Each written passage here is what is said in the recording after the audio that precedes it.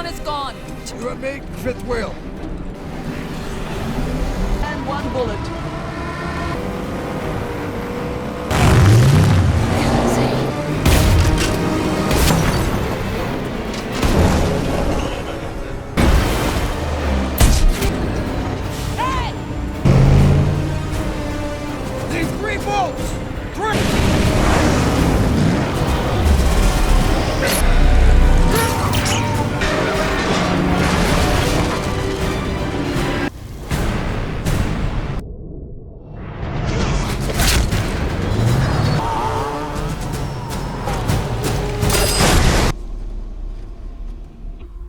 I think she's hurt.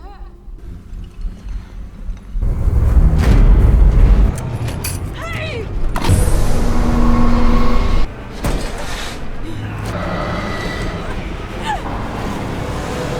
Stay with me.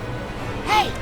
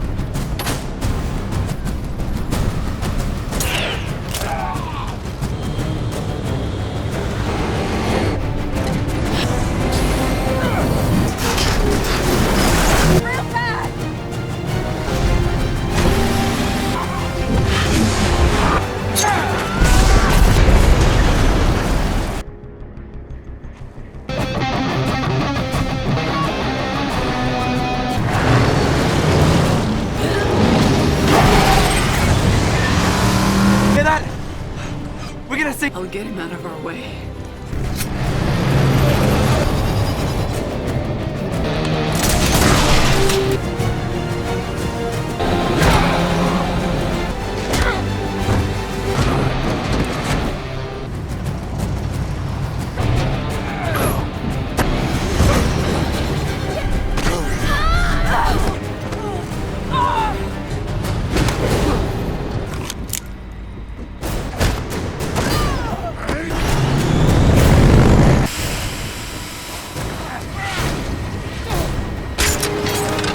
Remember.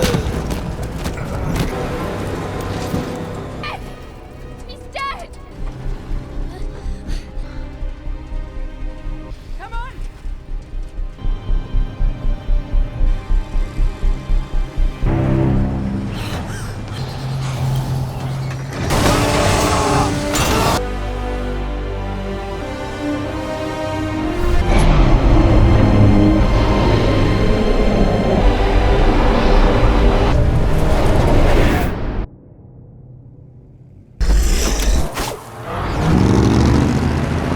Hey guys, today we're diving headfirst into the dusty, chrome-plated chaos that is Mad Max Fury Road, a film that redefined action and gave us a reason to believe in practical effects again.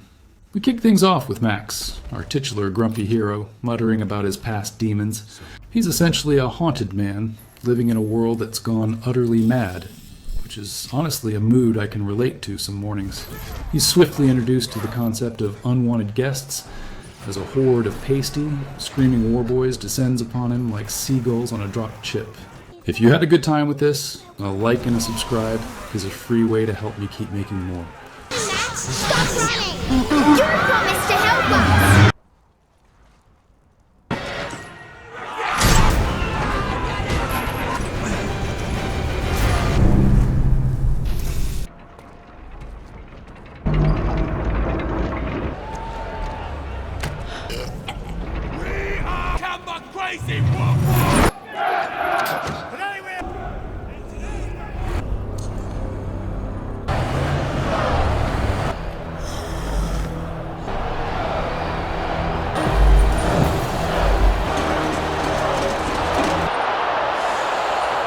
We send off my war rig.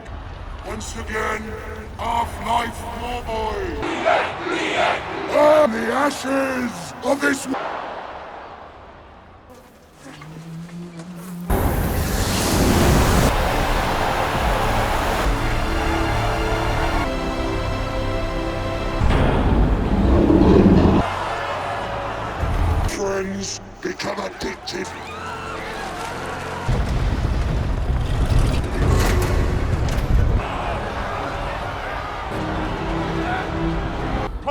this way.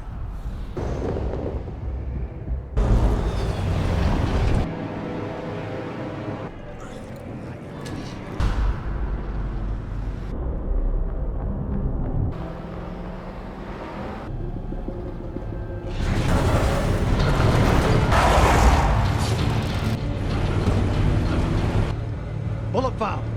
I'll pass it down the line. Go! Go! Ace! Hey, what's happening? Treason! Betrayal! And breeders! He's prize breeders! That's my wheel. You can't stand up. You can't do war. I just need a top up. There's Someone no to- top. That's right. High octane.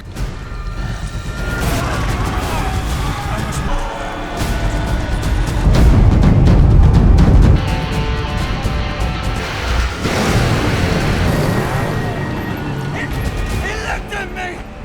He was scanning the horizon.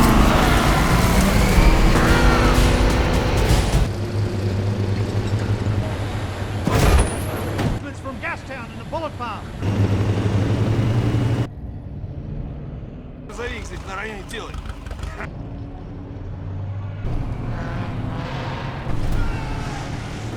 Good! We bang it!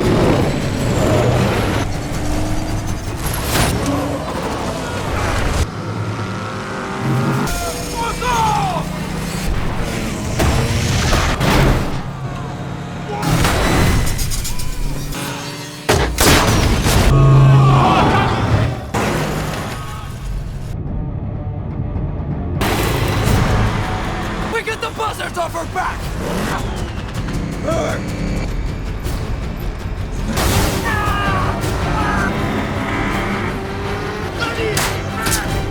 Can do it.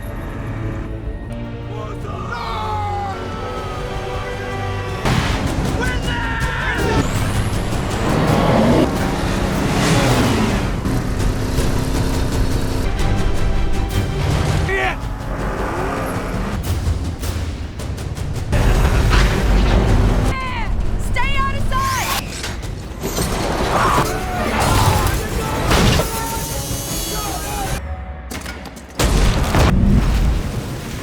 Bring home the booty.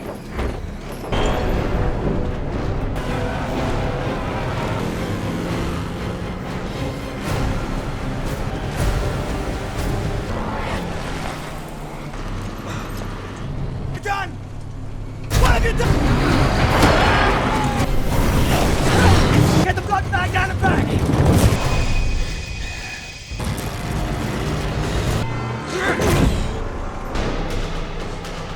Bye-bye to the neck. To capital.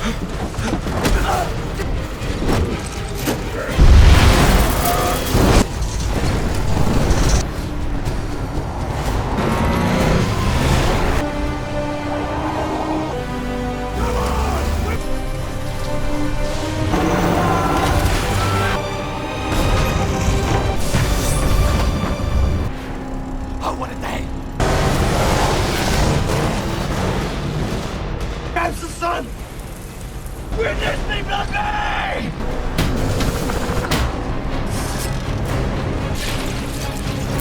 I live again.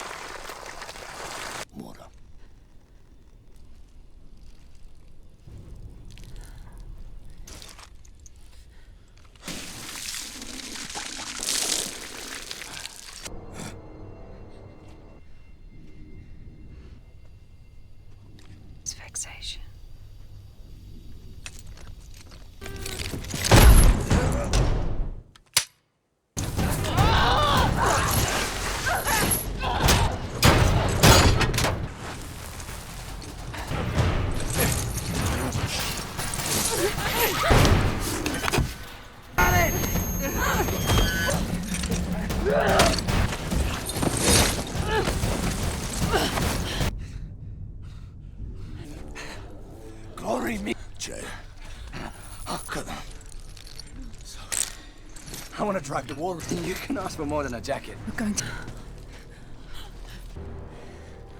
the green. Out here, everything hurts. Do as I say. Cannon run. Stop!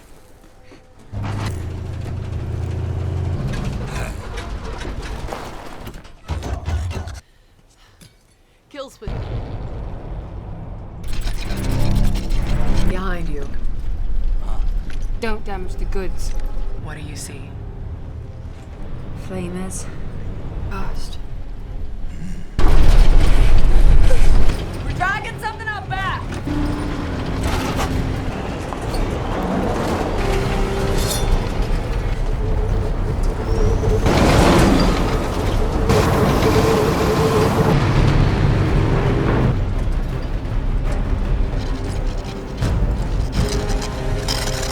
You traitor him! I agree! He's coming! Tie him up!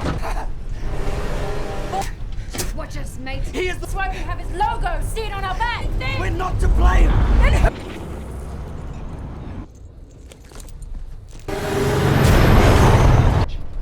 I don't know if it's still any good. You may have to drive the rig. You stay. You can't be seen.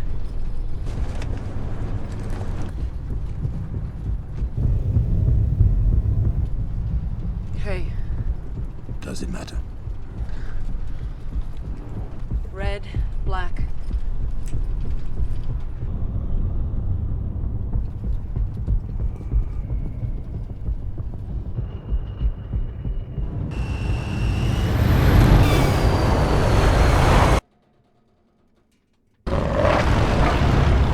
Maybe.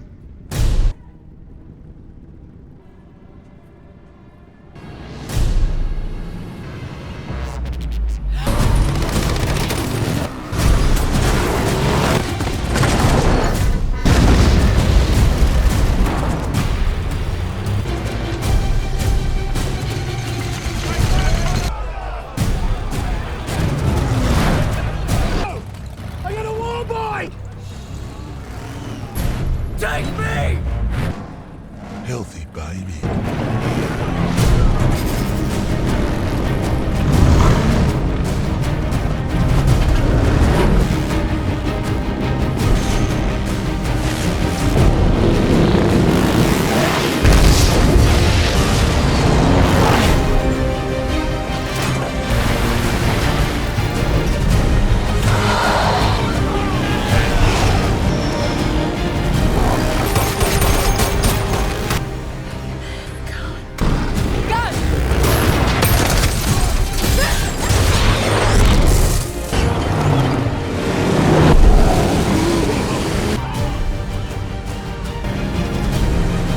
More flames!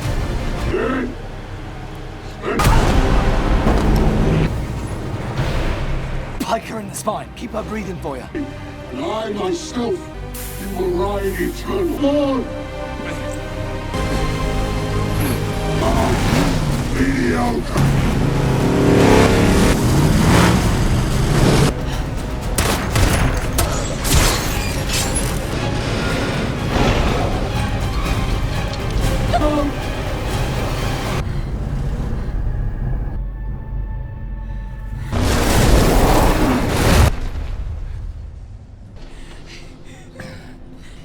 Did you see it?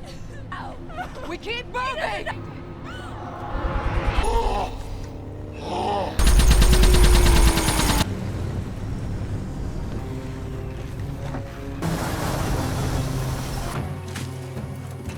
I'm going back! We were his troops! No!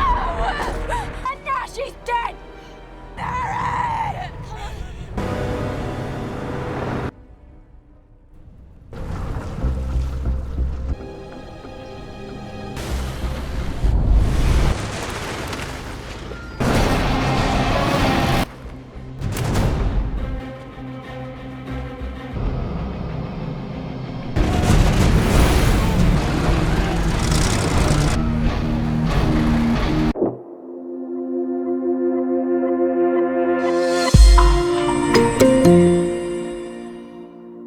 Our hero, Max, quickly finds himself on the express elevator to hell, but with more chrome.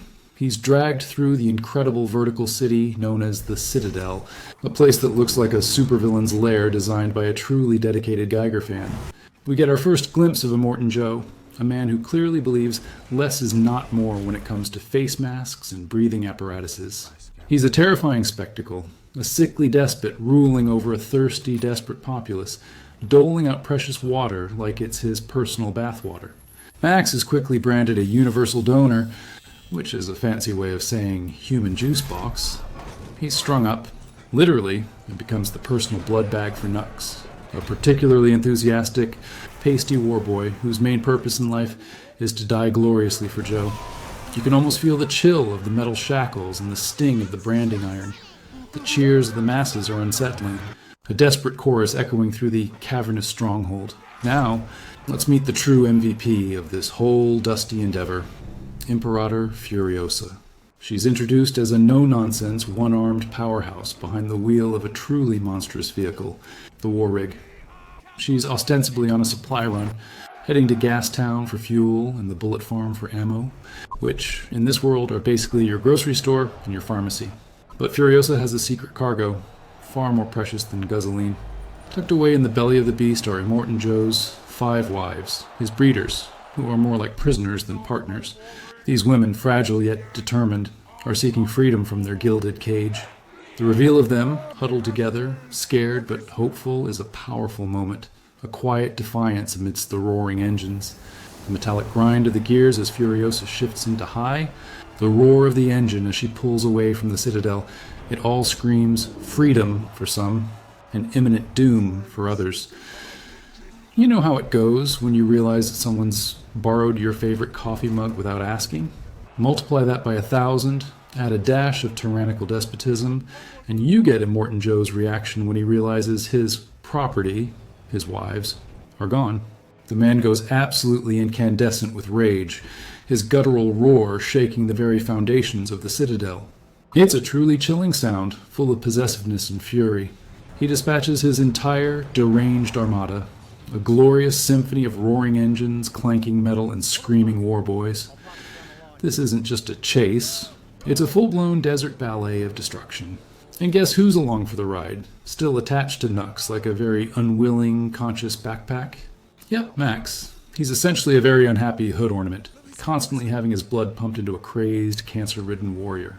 The rumble of the convoy starting up is a terrifying sound, a clear declaration that the chase is officially on. Max, bless his weary heart, isn't one to just accept his fate as a living IV drip. He starts his meticulous, bone-jarring escape plan, dragging Nux along like an extra limb. Meanwhile, the first major skirmish explodes around them. It's a metallic opera of smashing vehicles, screaming warboys, and the thunderous roar of engines. Nux, in his desperate attempt to prove his worth to Immortan Joe, is driving like a maniac, which only makes Max's escape attempts even more vehicular.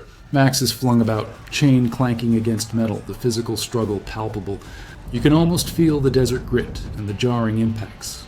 The speed of the vehicles, the rapid-fire choreography of the warboys grappling with Furiosa's rig, it's all a beautiful, brutal mess. The sound of tearing metal and the whoosh of flamethrowers paint a vivid picture of this insane, high-octane chase. As if being pursued by Immortan Joe's entire fan club wasn't enough, Furiosa then has to contend with the buzzards. These guys aren't just scavengers.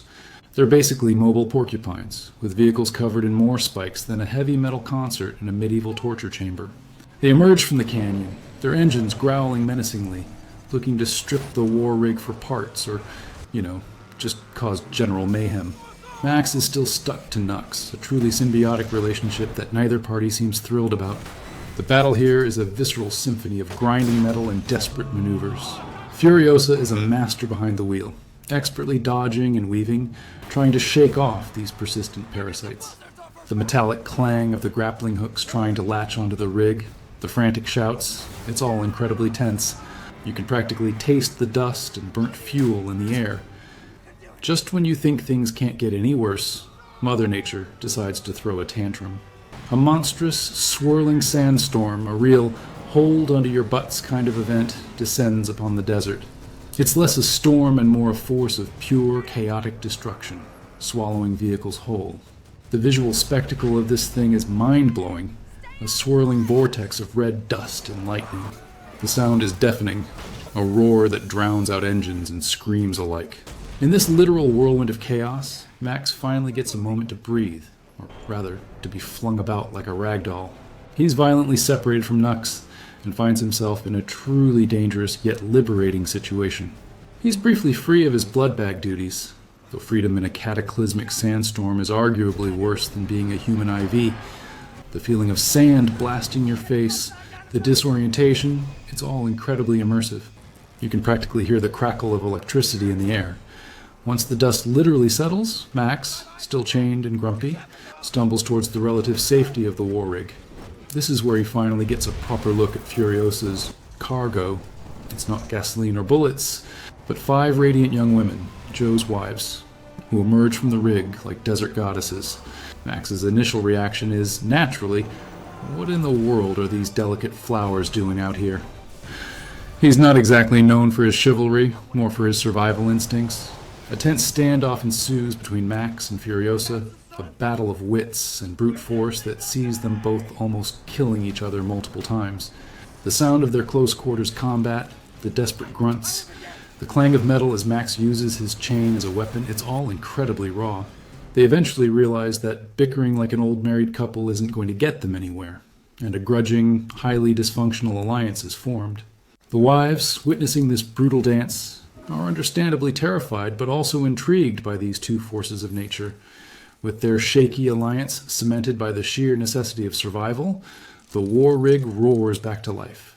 Max, still chained, is now actively contributing, albeit with a lot of heavy sighs and exasperated grunts. He's learning that sometimes helping strangers is the only way to help yourself in this god-forsaken world. The war boys, who are busy shaking sand out of their helmets, quickly pick up the chase again, their engines howling like hungry wolves. Meanwhile, Nux, having been abandoned by Max and failed Immortan Joe, is crawling through the desert, a picture of absolute despair and humiliation. He's determined to prove his worth, like a very eager, slightly charred puppy trying to get back into its owner's good graces. The sense of constant movement and impending doom is relentless. The rumble of the engines, the metallic grind of the truck, the desperate shouts of the war boys trying to catch up. It's a non-stop assault on the senses. Next up on our places you definitely don't want to visit on vacation tour is the Bullet Farm. It's an industrial nightmare, a literal factory of death run by a delightfully unhinged character appropriately named the Bullet Farmer. He's got a bandolier for personality and a thirst for chaos.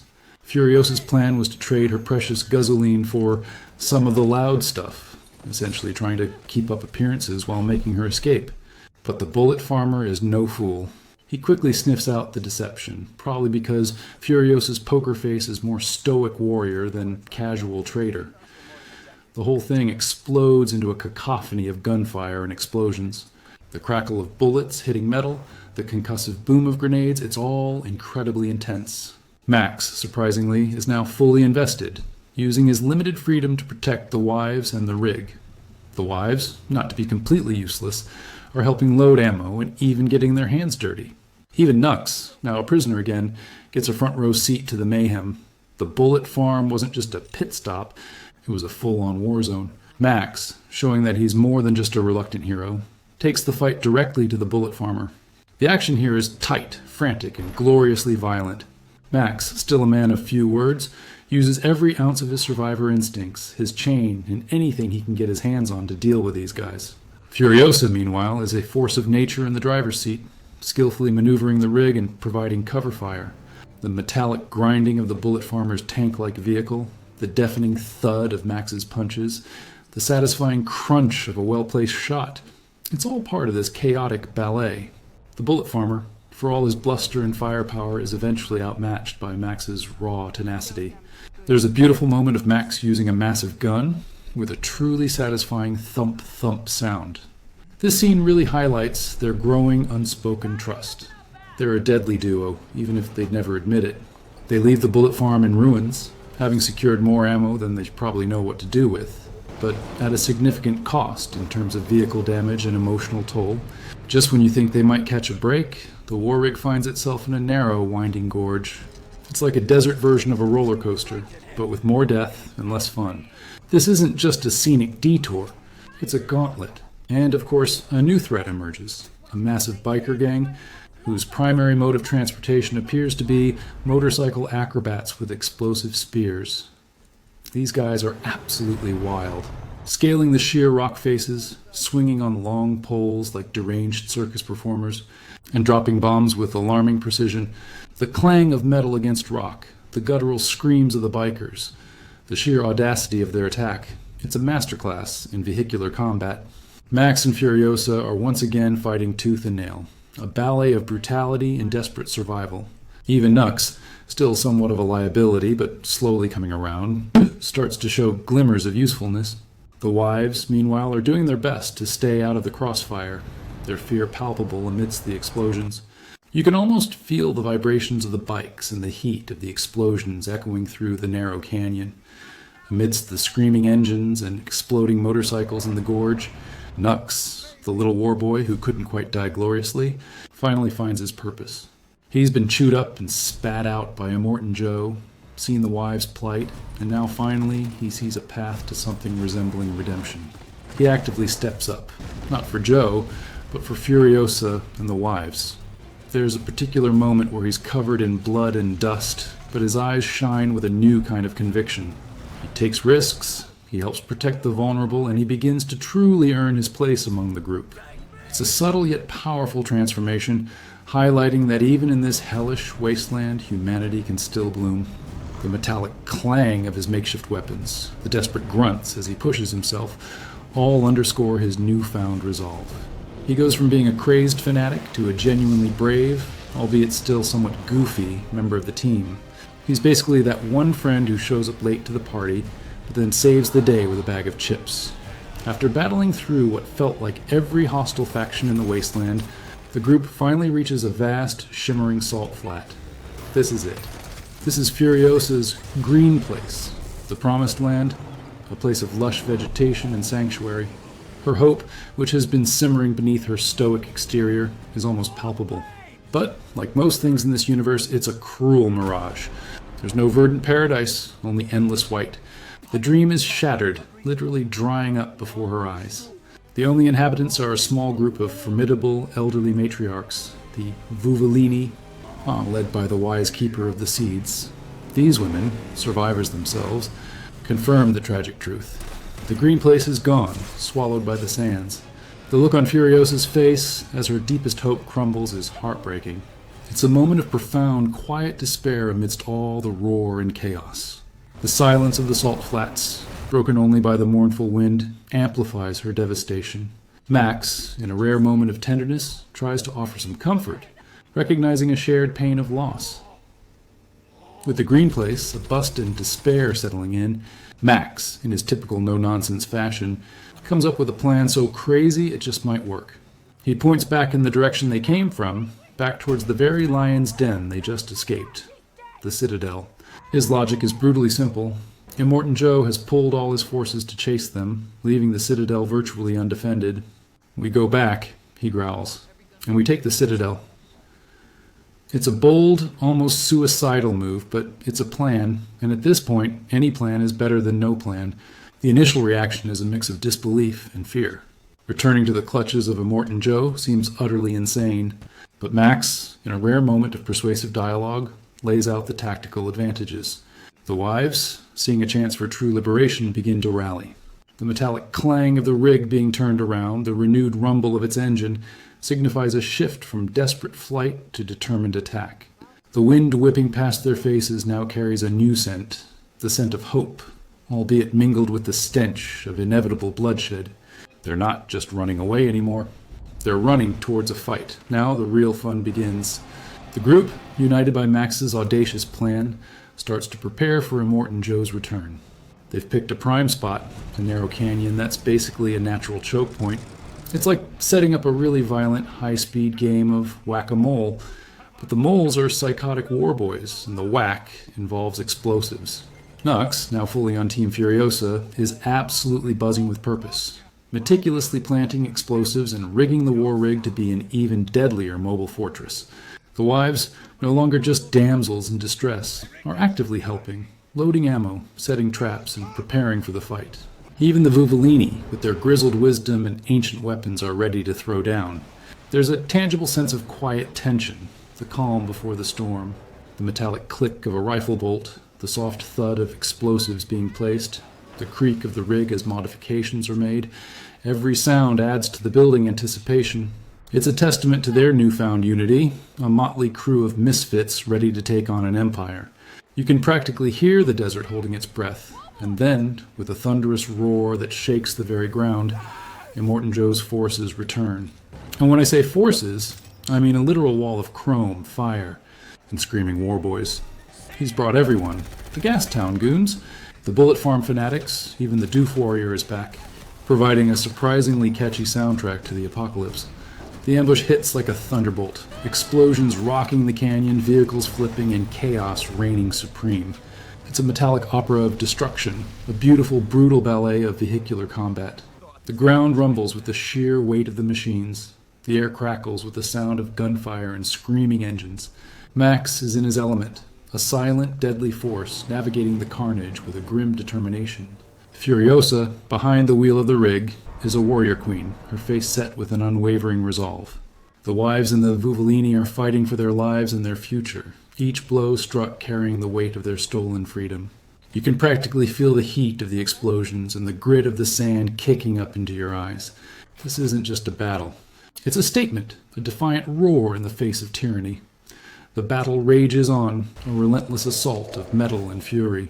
In the thick of it, Furiosa, our formidable Imperator, takes a serious hit. She's gravely wounded, and for a terrifying moment, it looks like it might be over. But Max, who has spent this entire movie grunting and looking annoyed, suddenly unleashes his inner hero. He becomes a human shield, a force of pure protective instinct. He fights his way through the overwhelming tide of warboys, carrying Furiosa with a grim determination. The sounds of their struggle are raw and intense. The desperate grunts of Max, the metallic clatter of his improvised weapons, the wet thud of impacts. He's navigating a landscape of explosions and flying debris, a man on a mission. This isn't just about survival anymore. It's about saving her, saving their chance at freedom. He even offers his own blood to keep her alive, a truly profound act of trust and self-sacrifice from a man who usually trusts no one.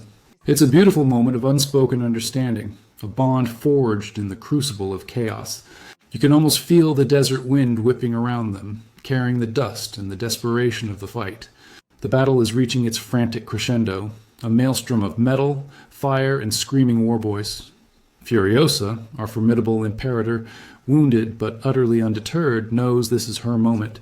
She's not about to let Immortan Joe, the architect of her suffering and the keeper of the wives' despair, escape. In a move of sheer, breathtaking audacity, she launches herself towards Joe's monstrous gigahorse, a metallic beast adorned with his ghastly symbols of power. She uses a grappling hook, not just as a tool, but as an extension of her unyielding will to bridge the gap between their vehicles. This isn't just a fight. It's a deeply personal, visceral reckoning. It's the oppressed against the oppressor, freedom against tyranny. Joe, for all his terrifying, grotesque presence and layers of armor, is finally face to face with the woman he underestimated. A warrior forged in the very fires he stoked.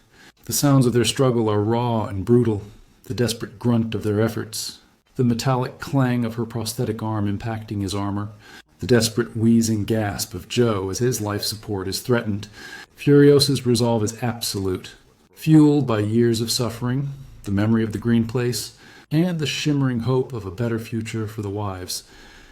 In a moment that makes everyone in the audience simultaneously cheer and recoil, she delivers the final, devastating blow. With a gut-wrenching twist, she uses the very grappling hook that connects them, not just to pull, but to rip off Joe's life-sustaining breathing apparatus, and with it, his very jaw. It's a grotesque, powerful, and incredibly satisfying act of vengeance. The triumphant roar of the rig, the metallic screech of Joe's colossal vehicle crashing, the stunned, horrified silence that follows Joe's definitive defeat. It all creates an unforgettable moment of pure, unadulterated liberation. Joe's tyrannical reign, built on fear, scarcity, and the subjugation of others, finally crumbles into the desert dust. The collective gasp of relief from the wasteland is almost audible, a wave of shock and exhilaration washing over the remaining fighters. Immortan Joe is gone. His grotesque reign ended in a truly spectacular fashion. But the battle isn't over. His remaining warboys, initially stunned by their leader's demise, are now a leaderless, enraged mob still swarming the war rig. The rig itself is a metallic wreck, barely holding together, its engines groaning under the strain. Furiosa is gravely wounded, and the wives are doing their best to keep her alive. It's a desperate, frantic scramble to escape the chaos they've just unleashed. This is where Nux, our little warboy who finally found his soul, steps up to deliver his ultimate glorious sacrifice. He's no longer seeking a place in Valhalla for Joe. He's fighting for a real future, a real home, for these women he's come to care for.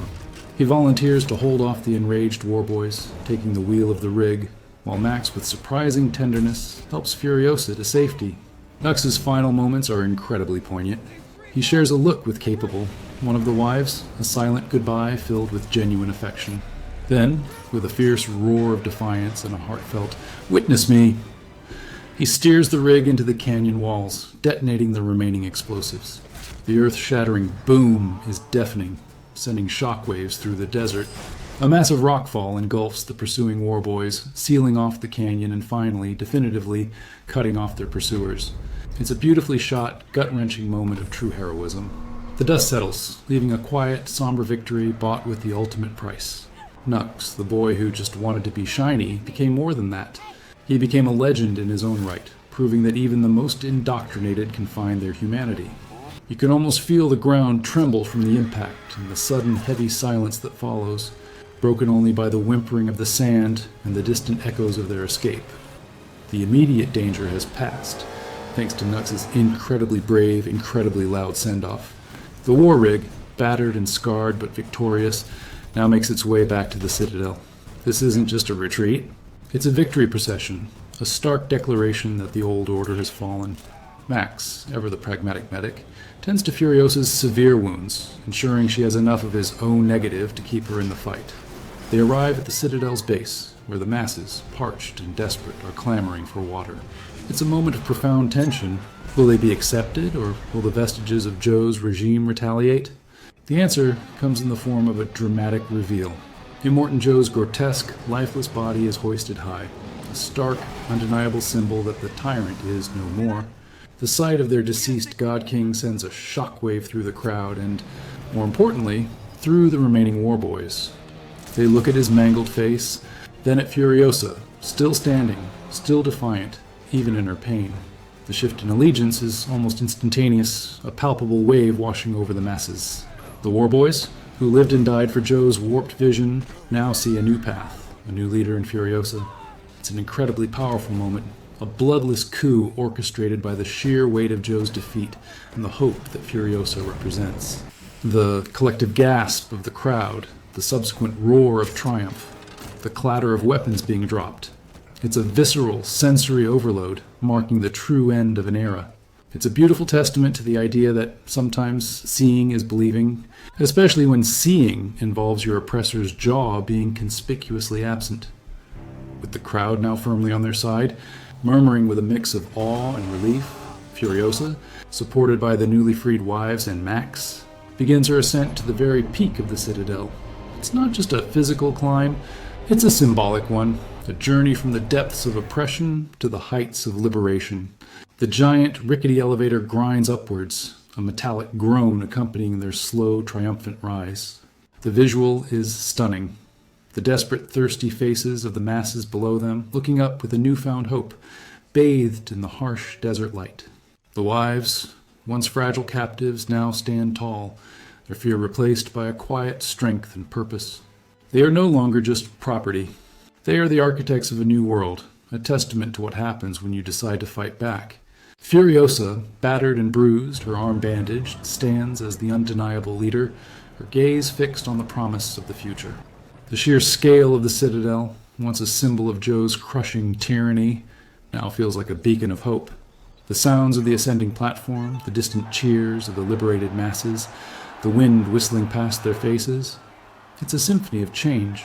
They reach the top, bathed in sunlight, a new day literally dawning on a world that desperately needs it. This isn't just a regime change, it's a paradigm shift. And for a moment, even Max, our grizzled, cynical hero, allows a flicker of something close to approval to cross his stoic face. He's seen a lot of bad in this wasteland, but this is something different, and then the ultimate symbol of a new era. Furiosa, standing on high, makes good on the ultimate promise, water. With a dramatic flourish, she signals for the main water valves to be opened. What follows is nothing short of miraculous for the people below. Torrents of life-giving water cascade down the Citadel's face. A literal river in the desert. The cheers are deafening, a desperate, overjoyed roar from the masses who have suffered thirst for so long. People are literally drinking from the falls, splashing in puddles, utterly reborn by the simple act of having water. It's a powerful, visceral moment that transcends mere politics. It's about restoring fundamental human dignity.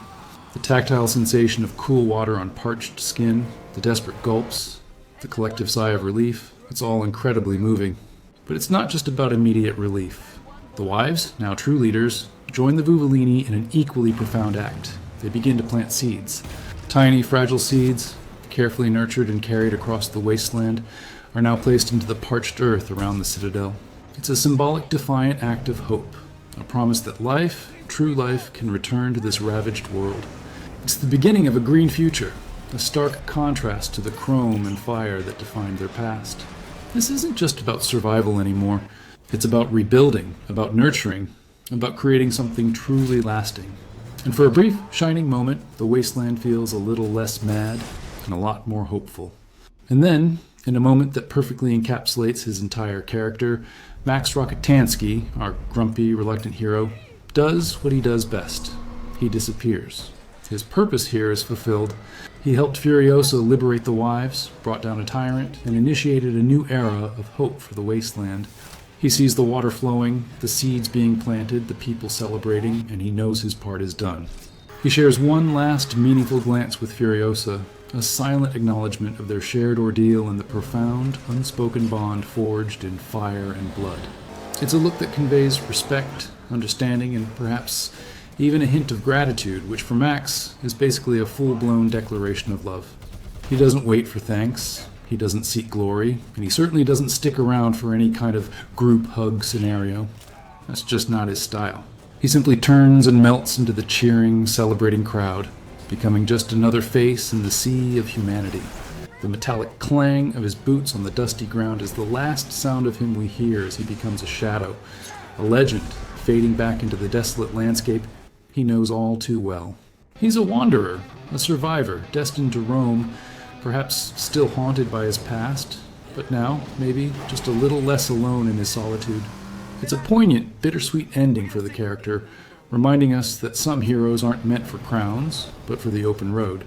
He's like that guest who helps you clean up after the party, does a really good job, and then just poof, disappears without a word. True class.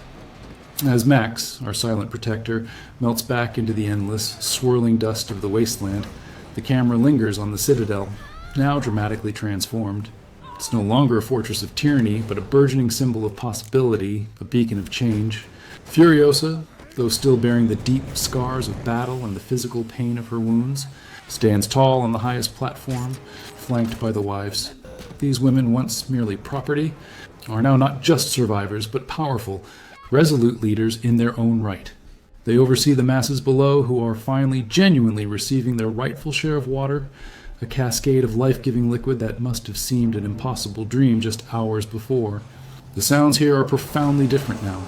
The frantic screams of desperation have been replaced by relieved sighs, the metallic clang of chains by the gentle, soothing murmur of flowing water, a sound almost unheard in these arid lands. It's a symphony of renewed life and nascent peace. The image of the wives, hand in hand with the wise Vuvolini matriarchs, carefully nurturing the fragile seeds they carried across the entire wasteland, placing them into the newly watered earth, is incredibly poignant and powerful. It's a deliberate, defiant act of creation in a world previously defined solely by destruction and decay. This isn't just about merely surviving. It's about actively thriving, about rebuilding, about cultivating, about proving that even in the most desolate, unforgiving landscapes, hope can take root and flourish. The Citadel, which once represented the brutal crushing of humanity, is now becoming a vibrant testament to its resilience and boundless potential. It's a fragile hope, yes. The Wasteland is still vast, unforgiving, and teeming with unknown dangers, but it's a hope that has been desperately fought for, profoundly bled for, and ultimately earned. It serves as a powerful reminder that even when things seem utterly hopeless, when the world is literally trying its best to kill you and break your spirit, humanity, in its most compassionate and collaborative form, can still emerge victorious. It really drives home the idea that sometimes all it takes is a tiny spark of defiance to ignite a monumental revolution, proving definitively that even a single prosthetic arm and a whole lot of grit can, in fact, change the entire course of history for countless people. They've sown the seeds of a new world, literally and metaphorically, and the faint scent of wet earth now mingles with the ever-present dust, a promise whispered on the wind. So there you have it, folks. Mad Max. Fury Road isn't just an action spectacle. It's a wild, roaring testament to the human spirit's refusal to break, even when faced with the absolute worst. It teaches us that even in the most barren and brutal landscapes, hope can bloom, and that true change often comes from the most unexpected of heroes. Furiosa, the wives, Nux, they all remind us that courage isn't about being fearless, but about taking that impossible step forward anyway. This film makes us ponder the vital resources we take for granted and the power of collective action. May we all find our own paths to a greener, more just future, even if it doesn't involve a chrome paint job.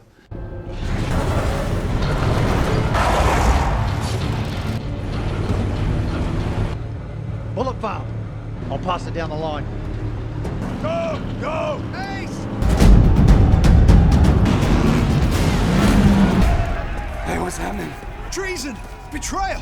And breeders! He's prize breeders!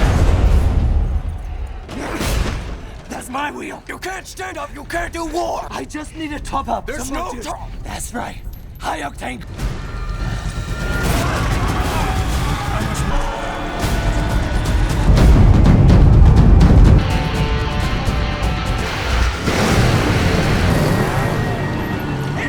He looked at me! He was scanning the horizon!